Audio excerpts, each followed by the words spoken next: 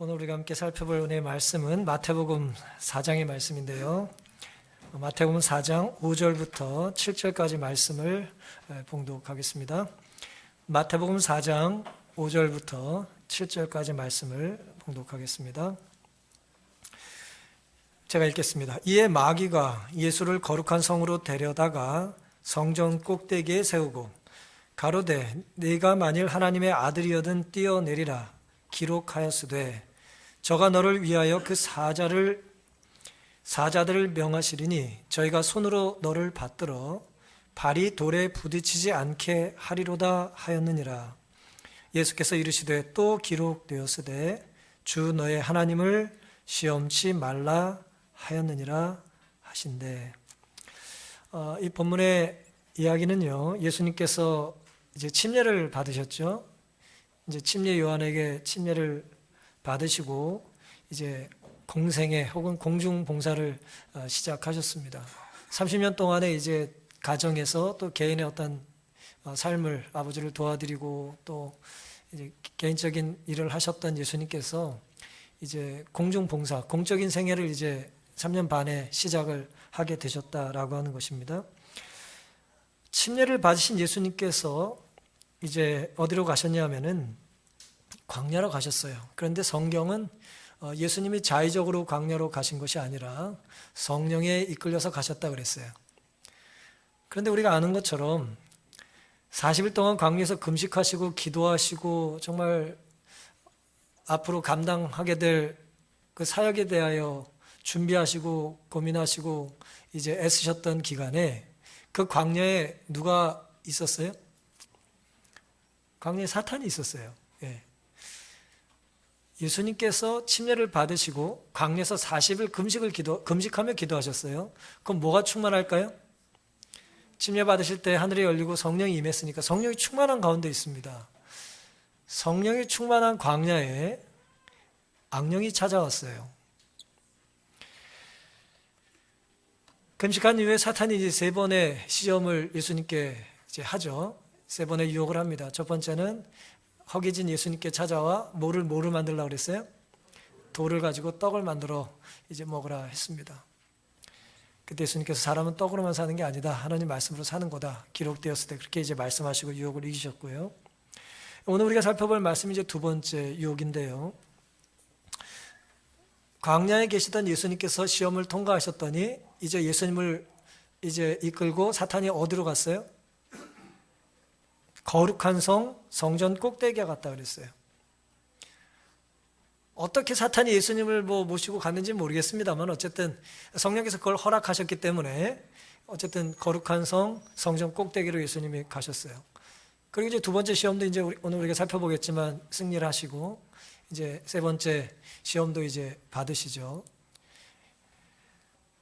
그 세 번째 시험의 장소는 지극히 높은 산이었다 그랬습니다. 나에게 경배하면 모든 걸 주겠다. 이제 그렇게 사탄이 욕을 합니다. 오늘 우리가 이제 시작하면서 생각해 볼 수 있는 것은 뭐냐면은 사탄은 장소를 가리지 않고 우리를 뭐예요? 우리를 유혹한다는 거예요. 사탄은 뭘 안 가려요? 장소를 가리지 않습니다. 우리가 안실에 여기 앉아 있다고 시험을 받지 않는 게 아니에요. 사탄은 우리가 있는 곳엔 어디도 있어요. 물론 사탄이 좀 더 활동적으로, 효과적으로 활동하는 곳이 있어요. 하지만 우리가 어떤 물리적인 공간이 우리에게 절대적인 안전을 보장해 주지는 않습니다. 사탄은 어디든 우리가 가는 곳에 함께 할 수 있어요. 한 장소에서만 우리를 유혹하는 게 아니에요. 기다리고 있기만 하지 않습니다. 그곳을 지나지 않으면 우리가 사탄을 안 만나는 게 아니에요. 오늘은 두 번째 시험을 중심으로 하나님을 시험치 말라는 제목의 말씀을 이제 드리겠습니다. 마태복음 3장 16절과 17절에 보면은 예수님께서 침례받는 장면이 기록되어 있는데요. 시험 받기 전에 일어난 일이에요. 40일 금식 전에 일어난 일입니다. 16절, 예수께서 침례를 받으시고 곧 물에서 올라오실새 뭐가 열렸습니까? 하늘이 열렸어요. 하늘이 열리고, 성경에 하늘이 열렸다라고 하는 건 굉장히 놀라운 기록들입니다. 하늘이 열리고 비가 내리고요. 하늘이 열리고 만나가 내려요. 하늘이 열리고 예를 들어 하나님의 은혜가 우리에게 임합니다. 예수님 침례 받으실 때는 하늘이 열리고 무엇이 임했냐? 하나님의 성령이 비둘기같이 내려 자기 위에 임하심을 보셨다 그랬어요. 17절 하늘로서 소리가 있어 말씀하시되 하늘이 열리고 소리가 임했어요. 이는 내 사랑하는 아들이요 내 기뻐하는 자라 하신지라 그랬습니다. 예수님께서 이제 사탄의 시험을 이제 받으실 때 뭐 첫 번째, 두 번째, 세 번째 물론 사탄이 동일한 말로 시험을 똑같이 시작했습니다만은 여기 지금 하나님을 이제 시험하지 말라라고 하는 관점에서 우리가 이 본문을 좀 묵상해 보면은 사탄은 우리에게 뭘 자꾸 유혹하냐 하면 우리에게 임한 하늘의 소리를 이제 부정하게 만들어요. 우리가 하나님의 음성을 들은 적이 없는 것처럼 말합니다. 우리가 하나님을 경험한 적이 없는 것처럼, 혹은 이 상황을 극복하기에 내가 만났던 하나님 너무 작은 것처럼, 더 큰 하나님이 필요한 것처럼 우리를 유혹할 때가 있는 것입니다. 하나님의 음성, 하나님의 소리, 하나님의 임재를 우리가 경험한 적이 없습니까? 그것을 사단은 계속해서 없다고 말하는 거예요. 다시 말씀드리면 예수님은 우리에게 본을 보이시고자 침례를 받으셨어요. 원래 침례는 죄인이 죄를 회개하고 용서받고 거듭난 것에 대한 상징인데 예수님은 죄가 없으시기 때문에 물에 빠져 예를 들어 돌아가시는 것에 대한 상징적인 행위를 하실 필요가 없는 분이었어요. 하지만 죄인인 우리에게 본을 보이시고 소망을 주시고자 침례를 받으셨어요. 근데 침례 요한은 그런 예수님의 모습을 보고 감당을 못해요. 아니, 죄가 없으신 나보다 더 크신 분께서 어떻게 저에게 침례를 받습니까? 그때 예수님께서 뭐라고 하셨나요? 15절에 우리가 이와 같이 하여 모든 의를 이루는 것이 합당하다고 그랬어요. 바른 신앙생활은 뭐냐 하면 함께 모여서 뭘 이루는 거예요? 의를 이루는 것입니다. 우리의 우정과 만남과 교제가 바르다면 우리는 모여서 의를 이루는 일을 해야 돼요. 근데 우리가 잘못된 만남을 하고 잘못된 교제를 하면 모여서 뭐 합니까? 집단으로 불의를 행해요. 악을 도모하고 불평하고 으쌰으쌰 하면서 자꾸 이제 하나님의 뜻을 거스르는 것입니다. 진짜 용감한 것은 나쁜 짓을 열심히 하는 게 용감한 게 아니고요. 하나님이 금해 놓으시고 부모님들이 하지 말라는 걸 하는 게 용감한 게 아니고 혼자서라도 하나님의 뜻에 따라 충실하게 사는 게 진짜 용감한 것입니다. 그게 그리스도인들이 살아야 될 모습인 것입니다. 침례 받으신 주님께 하늘에서는 선물을 내리셨는데 그것이 이제 성령이 임한 거예요. 하늘이 열리고 성령이 임한 것입니다. 내 사랑하는 아들이요 내 기뻐하는 자라는 울림이 있었습니다. 우리가 순종하면 뭐가 열려요? 하늘이 열려요. 그런데 사실은 우리가 좀 더 생각하면 반대가 맞죠. 순종할 때 하늘이 열리는 것도 맞지만 이미 열려있는 하늘을 우리는 순종해야 경험할 수 있습니다. 하나님의 축복의 말씀을 그 넉넉히 준비하신 그 은혜를 우리가 하나님 말씀에 순종하기 전에는 결코 나의 것으로 이제 맛볼 수가 없게 되는 거예요. 우리가 뭐 말을 물가에 데리고 갈 수는 있지만 말을 억지로 말에게 물을 먹일 수 없다라고 하는 서양 속담이 있는데요. 이 신앙생활의 은혜도 똑같습니다. 은혜를 억지로 받아 협박하고 이거 무슨 고문할 수가 없어요. 눈 떠, 입 열어, 아멘 해. 그래서 우리가 은혜를 억지로 집어 넣을 수가 없어요. 하나님의 성품과 은혜는 그런 식으로 임재할 수가 없는 것입니다.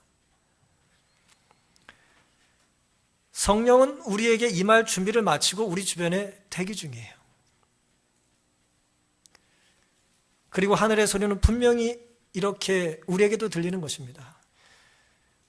시대의 소망의 화이스는 이렇게 말씀하셨어요. 요단강에서 예수께서 이는 내 사랑하는 아들이요 내 기뻐하는 자라고 하신 말씀은 예수님에게만 하신 말씀이 아니고 인류에게 향하여 하신 말씀도 된다 그랬어요. 사랑하는 아들이요 이는 내 사랑하는 아들이요 이는 내 사랑하는 딸이요 내 기뻐하는 자녀다라고 하는 말씀은 당시에 예수님께만 하신 말씀이 아니고 오늘 우리에게도 하나님께서 하시는 말씀이라는 것을 의심하지 않고 사시기 바랍니다. 그게 오늘 우리에게 들려주신 하나님의 음성이라고 그랬어요. 하나님께서는 우리의 대표자로서의 예수에게 말씀하신 것이다 그랬어요. 그러니까 한 명을 불러서 이야기를 합니다.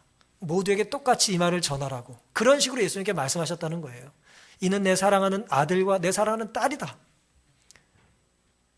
내가 기뻐하는 자다.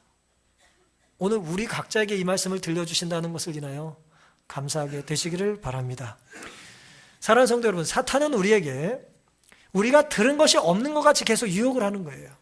우리가 받은 게 없는 것처럼, 우리가 들은 게 없는 것처럼, 우리가 경험한 게 없는 것처럼 우리를 유혹합니다. 그런데 우리는 분명히 열린 하늘 틈으로 우리에게 말씀하시는 음성을 들었던 적이 있는 거예요. 그리고 듣고 있는 것입니다. 우리 심령 가득히 악한 영이 아니라 거룩한 영이 임할 수 있도록 우리의 마음의 문을 활짝 열게 되시기를 간절히 바랍니다. 우리의 눈도 예수님처럼 열린 하늘 틈으로 임하는 성령의 임재를 보고 또 경험할 수 있게 되기를 바라는 것입니다. 세상의 온갖 소음에는 귀를 막고 우리 눈과 귀는 하늘로 향할 수 있고 하나님의 음성으로 고정될 수 있기를 바랍니다. 우리의 삶에도 거룩한 틈바구니가 좀 벌어져서 하늘을 경험할 수 있는 우리의 삶이 될 수 있기를 간절히 바랍니다. 두 번째, 하나님을 시험하지 말라라고 하는 우리의 이제 본문의 말씀의 교훈은요, 마태복음 4장 5절에 있는데요. 이에 마귀가 예수를 거룩한 성으로 데려다 성전 꼭대기에 세웠다 그랬어요. 거룩한 성, 성전 꼭대기랍니다. 사탄이 첫 번째 유혹에 실패하고 두 번째 유혹은 더 강하게 유혹할까요? 더 약하게 유혹할까요? 당연히 더 강하게 유혹을 하겠죠. 더 달콤하게, 더 어쨌든 혼란스럽게 유혹을 할 것입니다. 예수님께서 두 번째 시험을 받으셨을 때 광야에서 이 마른 땅, 아무것도 없는, 먹을 것이 없는 돌덩이밖에 없는 곳에서 이제 예수님을 갑자기 성전 꼭대기로 모시고 가서 이제 사탄이 유혹을 시작했습니다. 여러분이 사탄이라면 이런 생각을 할까요? 여러분 같으면 어떻게 하면 예수님을 유혹할 수 있겠습니까?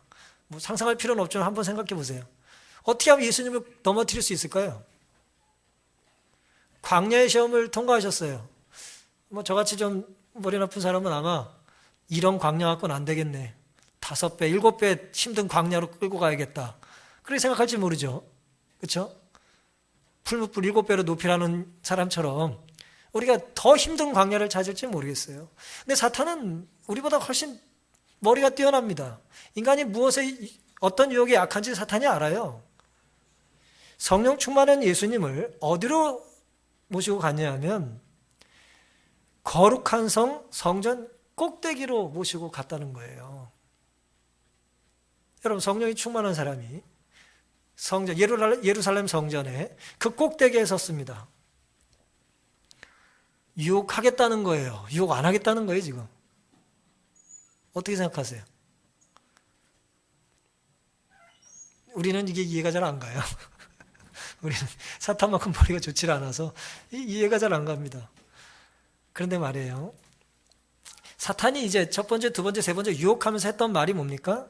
내가 만일 하나님의 아들이거든이라는 말을 시작해요.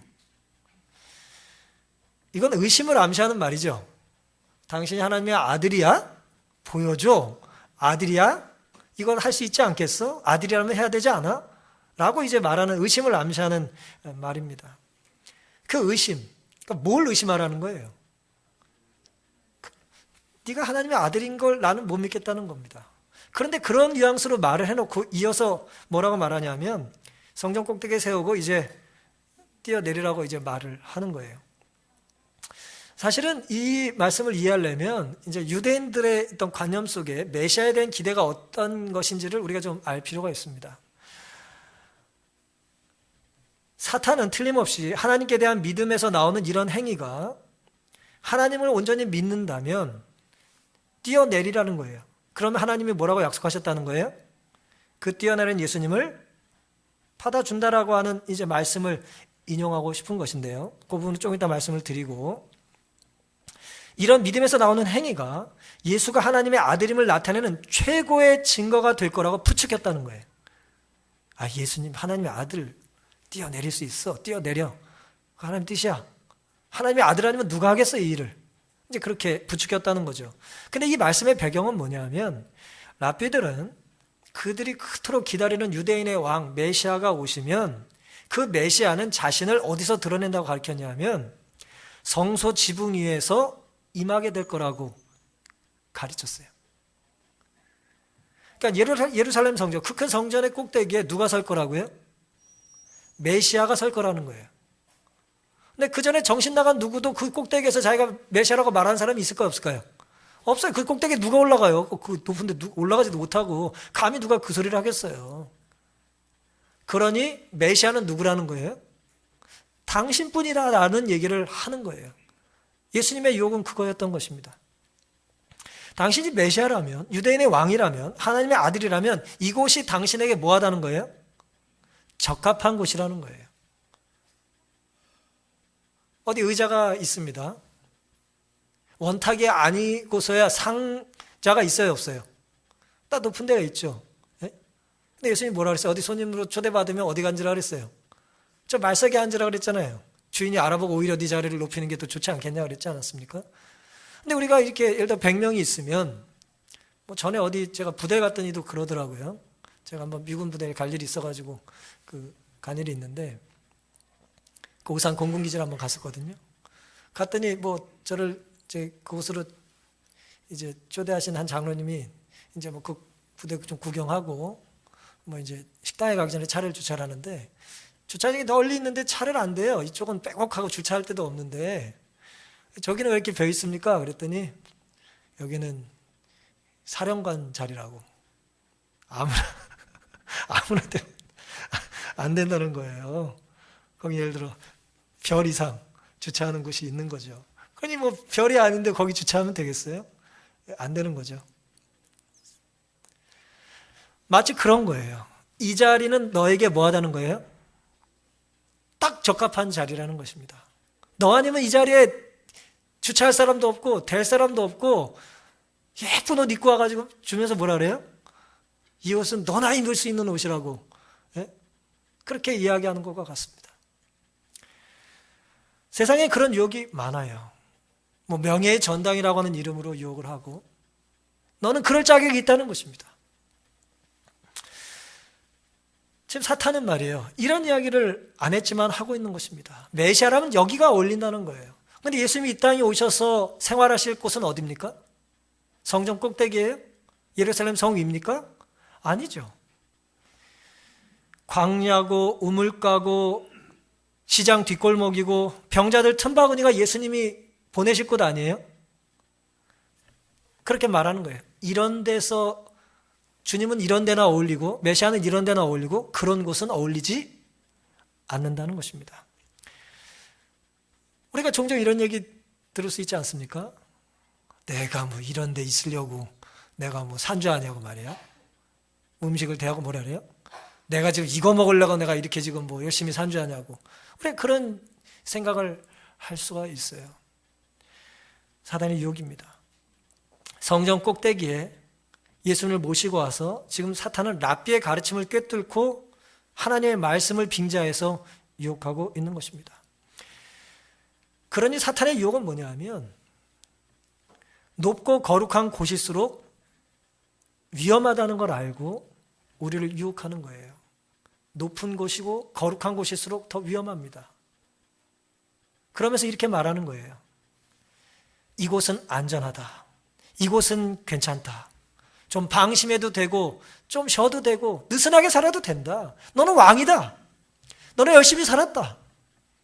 너는 수고했다. 그러니 좀 큰 소리 내도 되고 불평 좀 해도 되고 편하게 좀 놀고 흐트러지게 살아도 된다. 그런 것입니다. 사랑하는 성도 여러분, 성전 꼭대기라도 사탄은 우리를 유혹할 수 있다 없다? 유혹할 수 있습니다. 죄를 지을 수 없는 물리적인 공간은 죄송하지만 없습니다. 물리적으로 완전해서 죄가 안전한 안전지대는 없어요. 하나님은 우리를 그렇게 만드시지 않았어요. 우리가 안식을 시간 속에 지성소라고 말하지만 두려운 것은 우리가 안식일에 가장 큰 죄를 지기가 쉽습니다. 물론 많은 경우에 죄가 공간의 영향을 받아요. 사단이 더 많이 역사하는 곳이 반드시 있습니다. 분명히 있어요. 하지만 공간 그 자체가 나를 하나님의 뜻을 마치 그냥 조건 없이 하나님 없이도 하나님 말씀을 내가 온전히 순종하지 않아도 그걸 부정하거나 무시해도 내가 그곳만 가면 안전한 것 같은 곳은 하나님 우리에게 주신 교훈이 아닙니다. 그건 이방신들이 얘기하는 거예요. 저 무슨 천둥치는 제우스나 믿는 그런 신들이 하는 소리입니다. 사탄이 차지하고 싶은 것은 사실 성전 꼭대기가 아닙니다. 사탄은 우리의 마음을 차지하고 싶어 해요. 왜냐하면 죄라는 것은 우리가 뭐 해야 됩니까? 동의해야 가능한 거예요. 사탄은 유혹을 할 수 있으나 죄를 짓도록 강요할 수는 없어요. 다시 말씀드립니다. 사탄은 우리를 유혹할 수 있어요. 하지만 뭐 할 수 없다? 죄를 짓도록 강요할 수는 없어요. 다시 말씀드리면 억지로 죄짓게 하지는 않는다는 거예요. 그렇게 하도록 하나님이 또 허락하지도 않아요. 그는 예수를 밀쳐 떨어뜨릴 수 없어요. 예수님을 뛰어내리라고 말을 할 수 있지만 뒤에서 밀도록 하나님이 허락해 주지를 않아요. 허락하시지 않아요. 예수를 밀쳐 떨어뜨릴 수 없음을 알고 예수께 뛰어내리라고 말했다. 사탄은 또한 예수를 강제로 뛰어내리게 할 수도 없었다. 그리스도께서 시험에 동의하지 않는 한 그는 그분을 정복할 수 없었다. 화이시 시대소망이 기록한 말씀이에요. 동일합니다. 잠언 4장 23절에 무릇 지킬 만한 것보다 더욱 너의 마음을 지키라. 생명의 근원이 이에서 남는다 그랬어요. 너의 마음을 지키라는 말은 사탄이 우리의 마음을 강제로 뺏어갈 수 없다는 약속이에요.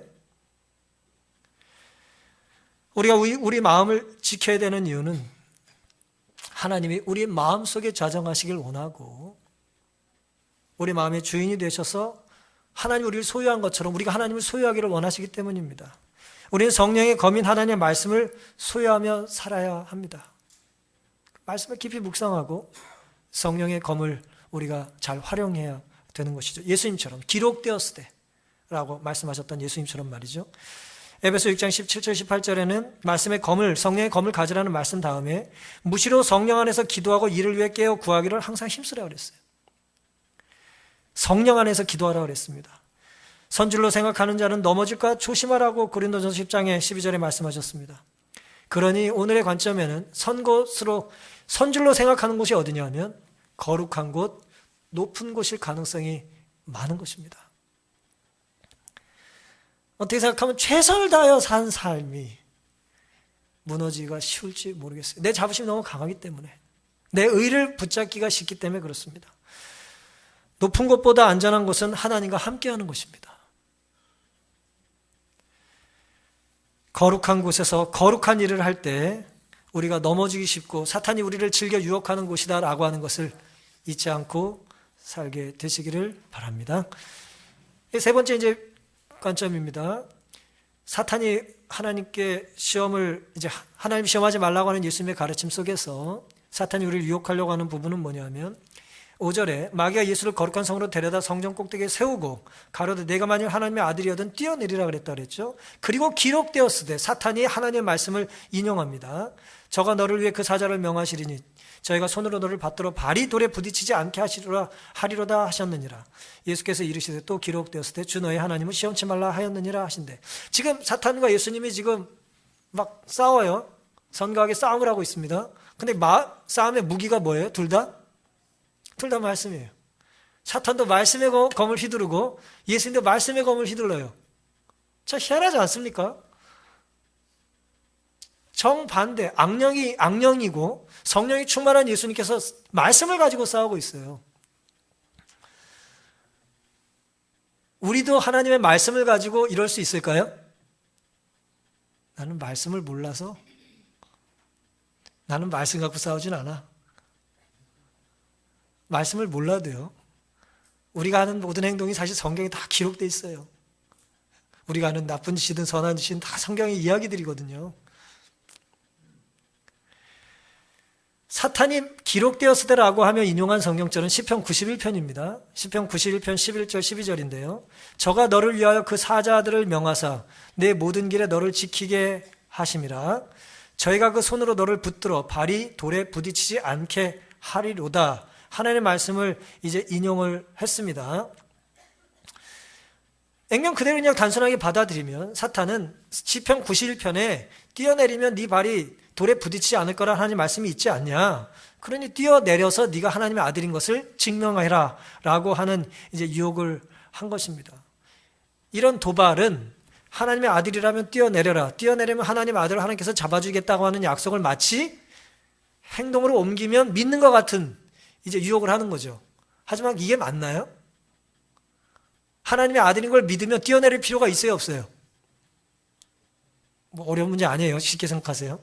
하나님의 아들인 걸 믿어요. 그걸 의심하지 않아요. 그럼 뛰어내릴 필요도 있어요, 없어요? 뛰어내리는 건 믿는 것이 아니라 의심하는 행동일 수 있죠. 사탄이 이제 그런 유혹을 하는 것입니다. 그러니까 떨어지면 하나님께서 받아주시겠다라고 하는 이 말씀의 의미는 뭐냐 하면은 하나님이 선택한 길을 우리가 순종하고 갈 때에 하나님은 우리를 돌봐주신다는 의미예요. 하나님 우리를 돌봐주신다는 건 뭐냐면 우리가 하나님이 명령하신 길을 따라 하나님의 방법대로 순종하며 살 때입니다. 그러면 시험을 당하고 어려운 일이 있고 배고프고 헐벗어도 결국 하나님 우리를 뭐 하시겠다고요? 우리를 구원해 주시겠다고 하신 말씀이에요. 이 말씀의 의미는. 근데 지금 의심하고 뛰어내리면 하나님의 길을 가는 거예요? 아니면 하나님의 길을 가지 않는 거예요? 하나님의 길을 가지 않는 거죠. 그래서 예수님께서 이제 말씀을 인용해서 사탄을 대적하신 겁니다. 사탄이 말씀을 분명히 인용했어요. 하지만 사탄은 말씀을 믿고 인용한 게 아닙니다. 그냥 악용했고 이용했고 그냥 말씀만 그냥 앵무새처럼 나열한 거예요. 여러분 우리가 말씀을 안다라고 할 때에 우리가 조심해야 합니다. 뭐 젊은 친구들 잘 모르겠습니다만은 옛날에 학교 다니신 분들은 국민교육 헌장이라는 거 아시죠? 우리는 민족 중흥의 역사적 사명을 띠고 이 땅에 태어났다. 그 다음 안 하셔도 돼요. 저도 이걸 달달달 외우면서 학교를 다녔어요. 못 외운다고 야단도 맞으니까 그것도 안 맞으려고 또 외웠단 말이에요. 민족 중흥의 역사적 사명이라는 이 엄청난 문장을 제가 이해를 했겠어요? 못했겠어요? 그리고 또 그런 어떻게 보면 세뇌시키던 세대인데 시절인데 그게 제가 드리려고 하는 의미는 뭐냐면은 우리가 어떤 것을 암송하고 뭐 달달달달 외운다고 하고 세뇌를 당한다 할지라도 그 말씀의 원래 의미를 모를 수도 있고 말씀의 원래 의도는커녕 그 세뇌를 우리에게 시켰던 시대 상황을 전혀 모를 수 있어요. 그건 그 말씀을 아는 게 아니죠. 그거는 사탄 지금 말씀을 이용하고 있지만 예수님은 하나님의 심정으로 말씀을 우리에게 전하고 계신 거예요. 그러니 오늘 우리가 정말 집중해야 될 건 뭐냐면 말씀을 분별하는 것입니다. 말씀을 분별하고 묵상하지 않으면 엄청나게 많은 말씀들을 내가 암기하고 뭐 머릿속에 집어넣고 익숙한 것 같지만 실제 전혀 다른 길을 선택할 수도 있는 거예요. 사탄은 말씀을 믿지 않고 불신하게 만들기 위해서 말씀을 이용한 거고 예수님은 하나님 성품은 그런 분이 아니다라고 하는 믿음을 가지고 말씀을 선포하셨던 것입니다. 하나님을 시험하지 말라라고 하는 말씀의 배경은 출애굽기 17장에 나타난 이제 나라의 백성들의 불평을 예수님께서 인용하신 것인데요. 출애굽기 17장에 보면은 모세가 목말라 죽겠다고 백성들이 불평할 때 모세가 이렇게 기록을 합니다. 출애굽기 17장 2절. 어찌하여 여호와를 시험하느냐 그랬어요. 이 말씀의 뜻은 뭐예요? 너희들이 광야까지 온 걸 보면 하나님이 하나님 뜻대로 순종하고 나왔으니까 믿고 나왔으니까 여기서의 삶도 하나님이 책임을 질다는 걸 믿어야 돼요? 안 믿어야 돼요? 당연히 그걸 믿어야죠. 내가 지금 서 있는 길이 하나님의 인도하심의 끝자락이라면 다음의 행보를 하나님이 지켜주실 것도 믿어야 되는 거예요. 근데 백성들이 그걸 못 믿는 거예요. 목이 마르니까 당장. 광야에 물이 없는데 어떻게 삽니까? 불평을 하는 거죠. 그때 모세가 했던 말이 뭐냐면 어찌하여 하나님을 시험하느냐 그랬어요. 근데 출애굽기 17장 7절에는 그 상황을 그들이 여호와를 시험하여 이르기를 여호와께서 우리 중에 계신가 아닌가 하였다 그랬어요. 항상 우리가 경험하는 시험은 뭐냐 하면 우리의 상황이 조금 어려워지면 이 어려움 중에 하나님이 계신지 안 계신지 뭐예요? 의심하는 것입니다. 이곳을 보내신 분이 하나님이라면 우리와 함께 계실까요? 안 계실까요? 당연히 계시죠. 그리고 이곳이 하나님의 명한 곳이 아니라면 하나님 우리와 함께 계시질 않는 거예요. 물론 언제나 하나님 우리와 함께 하시지만 내 심령, 내 마음이 하나님 모시고 있지 않기 때문에 그런 거죠. 그런 거는. 불평은요, 반드시 불신을 낳게 돼 있어요. 사랑하는 성도 여러분, 출애굽한 이스라엘 백성들은 그때까지 자신들을 인도하신 하나님을 조금 경험했어요? 아니면 충만히 경험했습니까? 정말 충분히 경험했어요. 이 인류 역사상 이 출애굽한 이스라엘 백성들만큼 하나님의 이적을 날마다 경험한 사람들이 없어요. 물론 해를 띄워주시고 비를 주신 하나님이 동일한 기적을 여전히 베풀어 주시지만 정말 매일 그들은 기적을 경험한 거예요. 바다가 갈라지는 걸 경험하고 광야에서 신발이 해지지도 않고 굶지도 않고 그 놀라운 이적을 그렇게 경험했음에도 불구하고 그들은 정말 대단한 기술이고 대단한 재능이에요. 그 엄청난 축복 속에서 어떻게 불평거리를 찾는지 말이에요.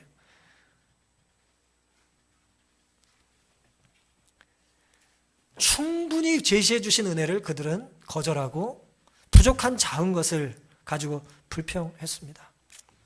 그들의 불평은 습관적이었어요.